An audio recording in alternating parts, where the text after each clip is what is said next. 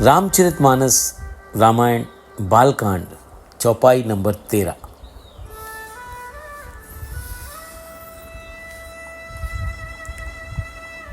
अति अपार जे सरित बर, जो नृप से तु कराय। चढ़ी पिपली कऊ परम लघु, बिनु श्रम पारहि जाय। जो अत्यंत बड़ी श्रेष्ठ नदियां हैं, यदि राजा उन पर पुल बनवा देता है तो अत्यंत छोटी चींटियां भी उन पर चढ़कर बिना ही परिश्रम के पार चली जाती हैं। इसी प्रकार मुनियों के वर्णन के सहारे मैं भी श्री रामचरित का वर्णन सहज ही कर लूँगा। If a king gets bridges constructed over big rivers, which may be too broad, even the teeniest ant cross them without exertion. यही प्रकार बल मन ही दिखाई, करहूँ रघुपति कथा सुहाई। व्यास आदि कवि पुंगव नाना, जिन सादर हरि सुजस बखाना। इस प्रकार मन को बल दिखलाकर मैं श्री रघुनाथ जी की सुहावनी कथा की रचना करूंगा। व्यास आदि जो अनेक श्रेष्ठ कवि हो गए हैं, जिन्होंने बड़े आदर से श्री हरि का सुयस वर्णन किया है।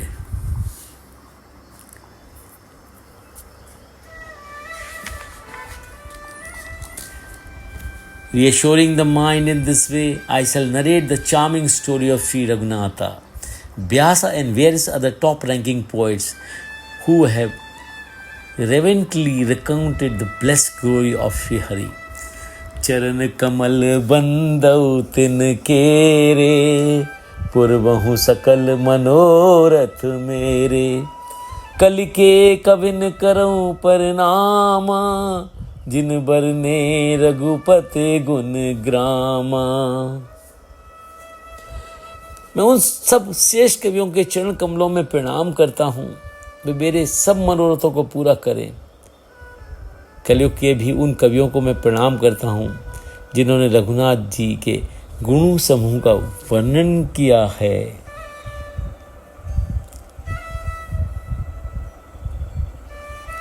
I bore the lotus feet of them all, let them fulfill all my desires. I have made obeisance to the words of the Kali age, who have sung the multitudinous virtues of Sri Ram Raghunatha.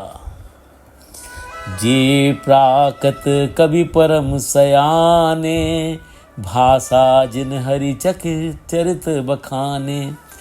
भय जे हई जे होए आगे, प्रणवऊ सब ही कपट सब त्यागे। जो बड़े बुद्धिमान प्राकृत कवि हैं, जिन्होंने भाषा में हरि चरित्रों का वर्णन किया है, जो ऐसे कवि पहले हो चुके हैं, जो इस समय वर्तमान हैं और जो आगे होंगे, उन सबको मैं सारा कपट त्याग कर प्रणाम करता हूँ।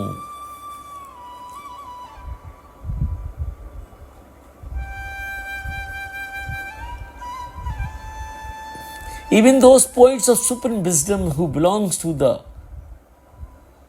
Prakritra or popular class as opposed to the Samskrita or the cultured class, who have narrated the exploits of Sri Hari in the spoken language, including those who have flourished in the past, those who are still living and those who are yet to come, I reverence them one and all, renouncing all pretension. होए प्रसन्न देव बरदानु, साधु समाज भनित सन्मानु। जो प्रबंध बुध नाही आद नहीं, सो समबादि बाल कवि करहीं।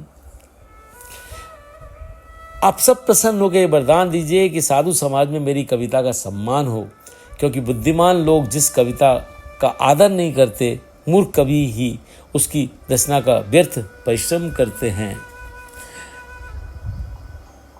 Be propitious and grant this boon that my epic may be honored in the assemblage of pious souls.